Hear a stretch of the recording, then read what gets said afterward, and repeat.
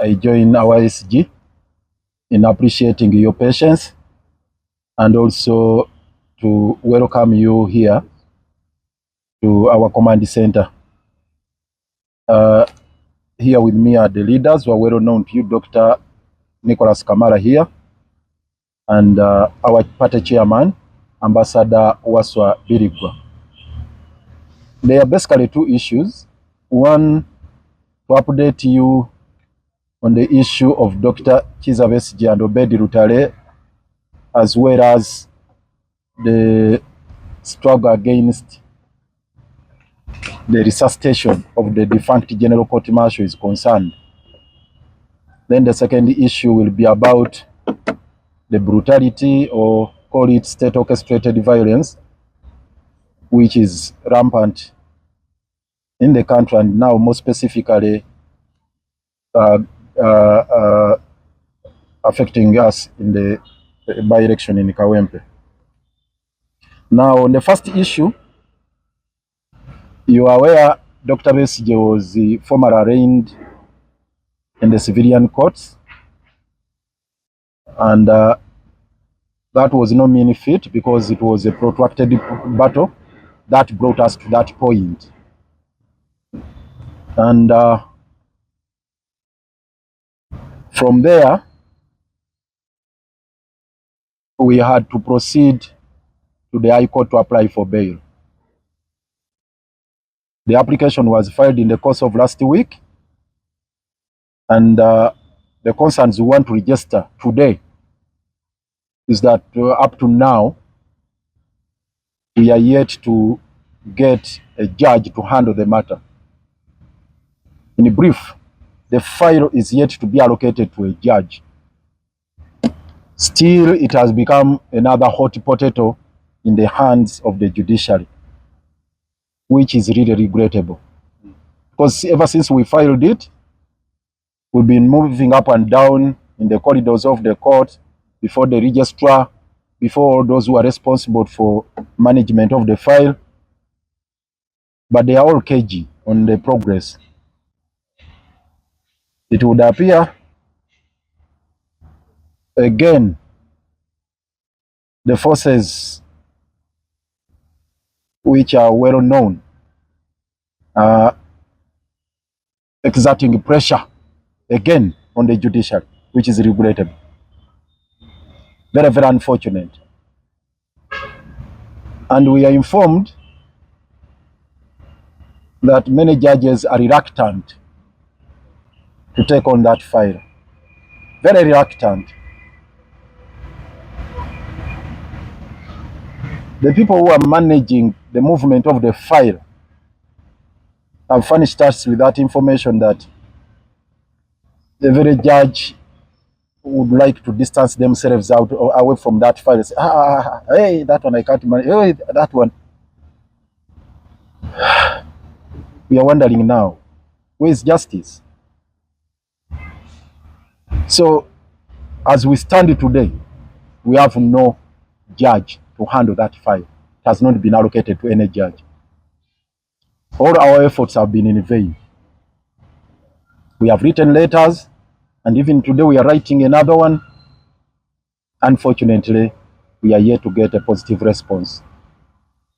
So our call to the judiciary, please be firm, uphold the oath that you took to adjudicate on all matters, to dispense justice without fear or favor, ill will or affection, and uphold the provisions of the Constitution, particularly Article 23, which provides for civil liberties of all Ugandans whom the law presume innocent until proved otherwise. Dr. Besigye and Obedi Lutale are presumed innocent until evidence is adduced them to convict them. So we ask you kindly, expedite all the processes required to have this file allocated to a particular judge. We get a date for hearing of the bail application, and then finally Dr. Besigye and Obedi Lutale regain their freedom, their liberty. Because Dr. Besigye's health is deteriorating further. We told you is not in good health, and you also know it's a fact. It's not in dispute. Even the last time he appeared in court, Justice Singisa said, hey, take him back to jail. I wouldn't want to see somebody collapsing in my court here. So that's the situation he's in. The last time he appeared in Nakawa, he was in a wheelchair. So you can imagine a person who was wheeled back to Luzira up to now not being granted bail. Very, very unfortunate. We are going back to court for mention on Friday. That is this week, Friday this week, on the 7th. And we don't expect much because it's just mentioned. Just for court to ask how far they have gone with the investigations, because you recall the last time we appeared, when Dr. Besigye and Obed Rutare were formally charged, they indicated they were still continuing with the investigation. So we reiterate our call. Related to that is the fact that the state is determined to have a reincarnation of the General Court Martial, to resuscitate the General Court Martial. Just wanted to assure the nation, we are also determined to continue with the fight against all those maneuvers, all those machinations, all those nefarious attempts to resuscitate the defunct General Court Martial. We are determined to push that battle forward. And it's a call we are making to all Ugandans. Please, let's continue with the solidarity we have demonstrated in the fight against the General Court Martial until we put it to where it belongs, the dump hill of history. It has to be buried. The dunghill, or rather the dung heap of history, that's where it belongs. We have to put it there. Museveni wants now to exorcise it as a ghost to come and continue haunting us. Let us not give him space. A specific call now to the MPs. We have our colleague here, Dr. Kamara and others. The ball is in their court now. They should do everything possible. This should be another phase of Tojukwata Call. We need to put up a spirited fight on all fronts to ensure that the victory we registered in the Supreme Court is not washed down the drain. We need to uphold the dictates of Article 92, whose spirit and letter is very clear that Parliament shall not come up with a legislation with the intention of defeating the judgment of court. That should reverberate in the minds of all the MPs, of all Ugandans across board. We're not talking only about our own MPs here, but also the NRM MPs. They also have a duty and obligation to uphold the values and the spirit of the Constitution. So invite them, please. Do not carry out a coup against the Constitution by reincarnating the General Court Martial. So, and Mr. Museveni himself, he has a duty, and his team, not to bring back a bill to amend the UPDF Act to breathe life into the dead General Court Martial. So, that is our call again to Ugandans and the MPs, and also to tell you, which is now a mind-boggling phenomena in the body politic of this country. You all know that in Uganda, we cannot have free and fair elections. If you do not subscribe to the ruling party, which is now a state party, and you are a candidate, it's a known fact that you are running against the state machinery. You are not competing against the NRM candidate. You are competing against the entire state machinery together with its coercive force apparatus. So now, they are in full swing. All guns are blazing. Mr. Museveni and his team in Kawempe, they are determined at all costs to subvert the will of the people, defeat the provisions of the Constitution, which talk about a credible, free and fair election, and declare their own candidate as the winner. So that is a fact. And what is happening right now is a precursor, what the English call a harbinger of sorts, something that heralds an event that is about to happen. Yeah, it's some kind of a curtain raiser. So more or less like a kasiki for the main function to happen.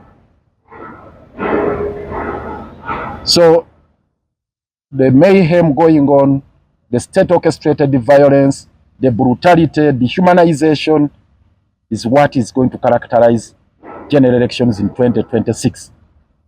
Those elections which are around the corner. This sends the signals to all Ugandans, particularly the doubting Thomases, whoever had a grain of doubt in mind that probably things could shift or there could be some changes.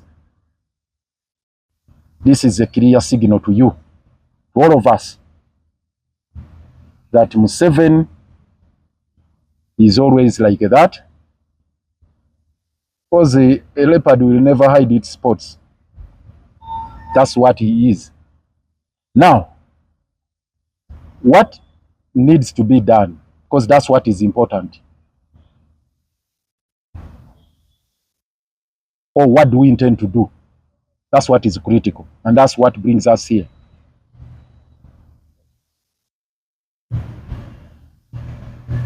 As you know, Katonga is a liberation center. It's a command center for liberation struggle. All of you know this. And for us, ours is to fight for justice, to fight for rule of law, good governance, and to fight for respect for human dignity across the board. Unfortunately, the Kawempe by-election comes at a time when we are in a transition. We are still pursuing a transition agenda. We are undergoing some metamorphosis of sorts. We are morphing from FDC. Many of you in the media world, you call us FDC Katonga, to a new outfit called PFF, People's Front for Freedom. And in People's Front for Freedom, our motto is freedom for all for freedom. Regardless of party, rather party colors, creed, tribe, whatever, it's all about respect for human dignity. That is the dictate of the Bill of Rights in Chapter 4 of our Constitution, and that's what we seek to uphold. So we are appalled by what is going on. But before I come to that, being a formation in transition, and we are yet to get our certificate, we want to be categorical on this, that we were constrained to participate as a formation in that election, as a registered political party, because we are still in a transition. And therefore, we could not legally and officially sponsor any candidate in that election. And we want to be clear,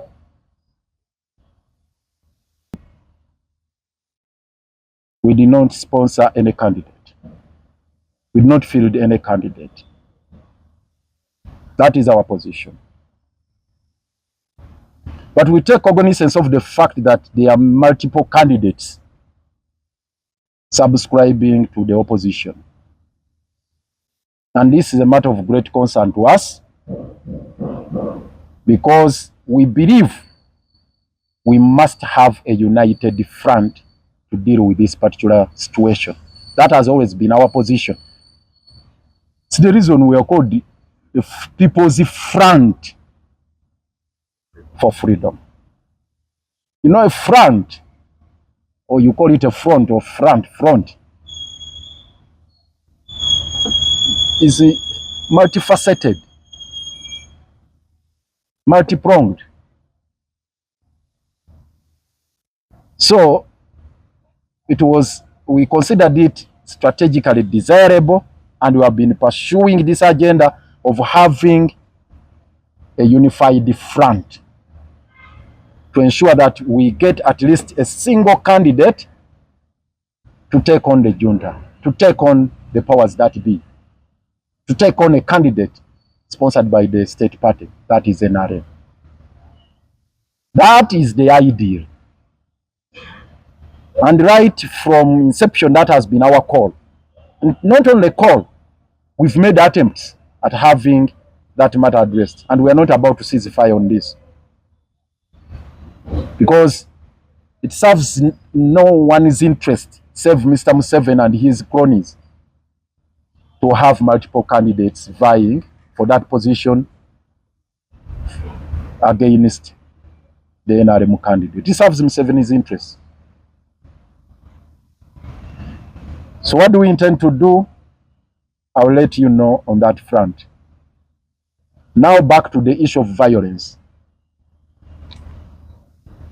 We are, as I was saying, we are appalled by the situation going on right now. The situation is dire. And we are baffled that all the state agencies are denying responsibility for what is happening. The police wash their hands out of it. Indeed, they are captives. And the other day, General Mose was threatening even to arrest the director, CID Magambo. Said, you'll be arrested. They are captives.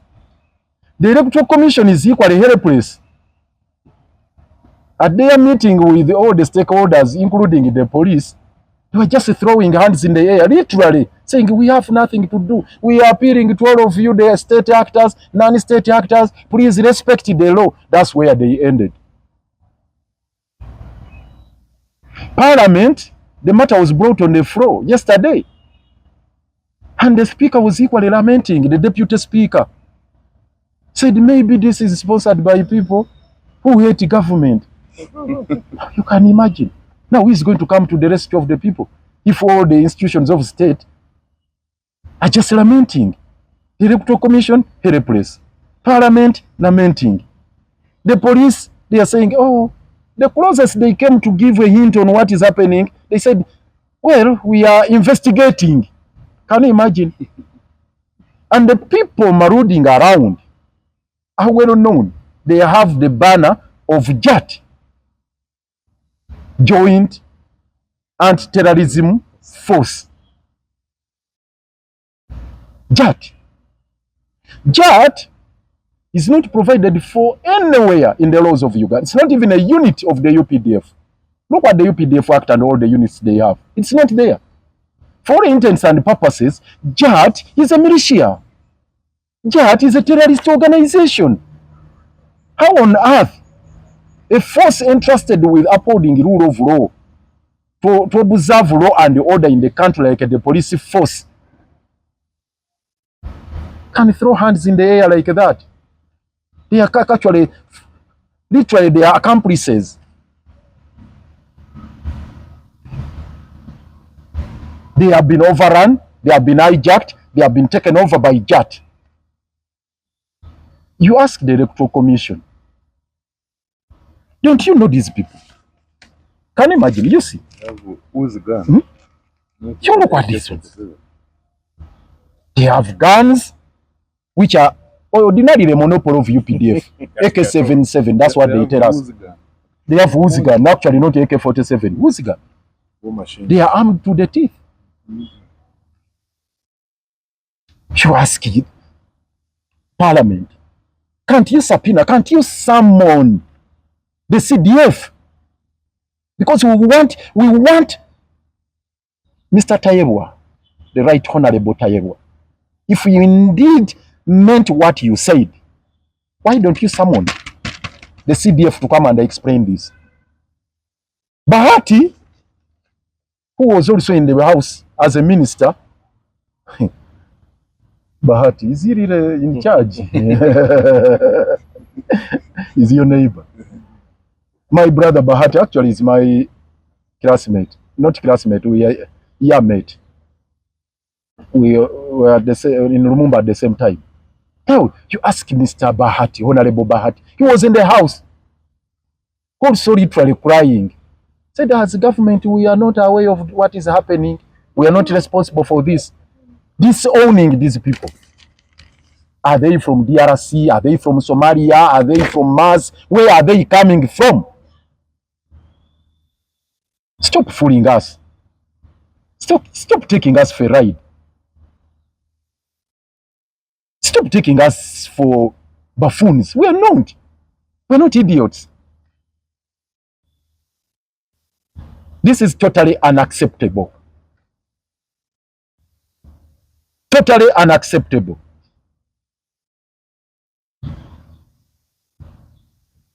You ask yourself, and this is how they have been featuring everywhere, even in the general court martial. You ask yourself, why are you masking? If what you are doing is lawful, why are you masking yourself? Why don't you want your face to be seen? And the law is very clear. We raised this even before the courts of law. If you are to enforce law, you have to have a name tag and bring out the offenses people have committed. Now, hundreds of unfortunate Ugandans were arrested, actually kidnapped. Some have been arraigned before courts of law and remanded. So, do you want to convince us that a rogue force like a JATT can effect arrest and take it to courts of law? So, because they are disowning them, Bahati disowning them, the Right Honorable Speaker of Parliament disowning them, Electoral Commission disowning them, police disowning them. Now, who is commanding them? Do we know the command structure of JATT? To whom are they accountable? And lastly, if they effect arrest or they execute a kidnap or abduction, do you receive the people they have kidnapped and arraign them before courts of law, like it happened in the Kanyanya Chief Magistrate's Court? Some of these people, the NUP activists, were even arraigned at night. It was coming to 9 p.m. and remanded. Totally unacceptable. So this mayhem portends chaos. It's a recipe for disaster. It's a recipe for total anarchy in this country. We are headed to the doldrums, I'm telling you. We are telling Ugandans we're on a precipice. We're on a cliff. We are just hanging on a cliff like this. Anytime this country is sinking deep. Anytime. So it's a clarion call to all of us under Article 3 to rise to the occasion and rescue our country. It's the reason we maintain as Katonga here, this is not a partisan cause. This cuts across. It goes beyond partisan interests. So what is happening in Kawempe is not an election. It's a battlefront now. What is going on in Kawempe is a battlefront. It is Museveni and his forces, the JATT, against the people of Uganda. And as Katonga, we stand with the people of Uganda. We can't sit back and watch events as they unfold and be mere spectators. That's totally unacceptable. So we are in this together, and we are meeting our colleagues on the side of the people. We rally our forces to fight this kind of mayhem. This insanity must be fought collectively, and that is our position. So we are already in touch with our colleagues, and all we are asking of the candidates, this is not time to compete one against one another.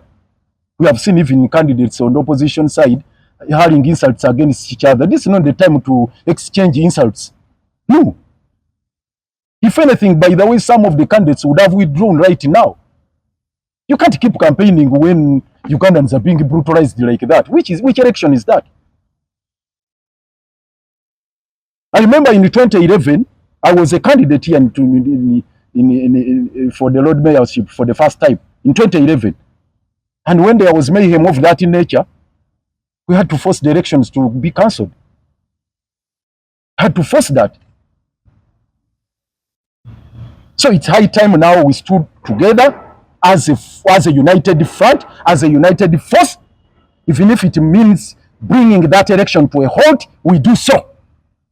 Rather than just bracing, sanitary madness going on. Even if it means bringing it to a standstill, please, all the candidates, we are meeting our colleagues in all the political parties. The meetings are ongoing. And our call is that even if it means bringing that election to a halt, we do so and take on the junta take on the bull by the horns. Because they're going to finish all of us. They are picking one by one. And you, the journalist, they are finishing all of you. Very unfortunate younger man of Top TV. You beat him like to pulp, to a vegetative state. When you look at him, you feel like shedding tears. I watched with disgust yesterday when they are mauling Stephen Mbide of NTV, mauling him literally together with the cameraman, beating them left, right, center. Over what? So we cannot witness this kind of mayhem going on and we sit back and continue to compete against each other. This is not a competition between NOP, between PFF Katonga, between whatever FDC or what. This is a battle between Ugandans against the junta. And that's what it should be. It's high time we shelved our partisan and personal interests and put the country first. We call upon, we invite all the candidates, please put the country before self. Let us rescue our motherland. So, we are finalizing all these processes, and by Friday, hopefully we shall be done, and we hope to be together with the colleagues in the struggle. We are reaching out to all of them and see how we can bring this madness to an end, jointly and collectively. Still rally behind one particular candidate if we are not to call off this election. Then we move on. So those are the efforts we are putting in as a team here at Katonga to ensure that we continue advancing the struggle. Otherwise, all of us here and those Ugandans, wherever you are, you will be swallowed up by these ones, these ruffians, these ones. Dangerous. Huh? These ones. Because just imagine if they appeared in public like this. And if they got you somewhere there in a safe house. Huh? So basically, Ugandans, this is a call to all of us. Let's share personal ambitions. Let's share partisan interests. Let's rally together, deal with this. Deal with this. And we should not allow Mr. Museveni to have his way in the Kawempe, because now what he wants is to cause this mayhem, that chaos, that anarchy there, and then they declare their candidate a winner. Never. That's not going to happen. So in the remaining days, this is the strategy we have to adopt, and we are upping up our game. We are engaging another year. Of course, you know, we are encumbered by quite a number of other things. We are struggling to rescue Dr. Besigye and Obed and other political prisoners. So we are spreading ourselves thin. Of course, that is all masterminded by the junta, by the regime. And for us, we shall not be deterred in continuing that pursuit. So that's basically what we intend to do going forward to ensure that we bring all the forces together, rally behind rally behind a particular cause of dealing with this madness. We thank you. So I wish you put him to task to explain, because himself is a politician, and the matter before court is political, because they charged him with the treason. Is he charged with any other offense which is not political? Treason is a political offense. But if I may ask, what is it that we should be doing that we have not done? I've told you where we stand today. There is a bail application which has not been allocated to any particular judge. Is it because we are politicians that the judges cannot allocate the file to, the file cannot be allocated to any judge? Is it because the politicians are the ones handling the file? So all these are gimmicks intended to hoodwink the public, because you have to sympathize with the likes of Mao. Honestly speaking, what would he say under the circumstances? And I wouldn't want to waste a lot of time on my brother Nobert Mao. Yeah, in the direction we want to take. That please, we are registering our concerns at the inordinate delay of managing this file. Given the condition, the health condition of Dr. Besigye, which is well known to court, it's documented, it's well captured everywhere, they know it. But obviously, every options we have must be within the purview of the law. So we have the option of bail. Unfortunately, there is no any other within the law apart from bail, because you can't push for expeditious hearing. It's the reason we are making a call to Ugandans under Article 3 to continue exerting pressure on the regime, because this is a political case, and precisely that's what Mao does not want. That's what he doesn't want to happen. That the people of Uganda are mobilized to exert pressure on the institutions that are charged with the dispensation of justice, that are responsible for this chaos and this abuse of rights. They don't want that pressure to be exerted. And for us, we shall continue mobilizing Ugandans, because that is the last option we have. Mobilize Ugandans to exert pressure on the powers that be, including the agencies of the state that are charged with the duty of administering justice, to ensure that Dr. Besigye and colleagues get civil liberties. Yeah. And the first meeting one of the meetings we had was not a secret. If you were there at Kavule, we had a meeting where we sat with the leaders of different political formations, and this is one of the issues we discussed. Our team was there. General Mugisha Muntu and his team were there. Akena Jime was there. The others like Jema, they were there. PPP, Sadamu Gaira, they were there. And a couple of others, they were there. So we are not responsible for whoever was not there. We can account for those who were there, but those who are not there, we may not be in position to account. Thank you, Mr. Chair. Omusumba yena asaba n'agamba bagawukule gagende wakumuluma 13 ne government yatumukuzanira ku mitwe era mbyagalira ne president wange betwasaba bajje batusabire tebakoze eki tebalabise tugenda kwekalakasa paka kuza paka kulia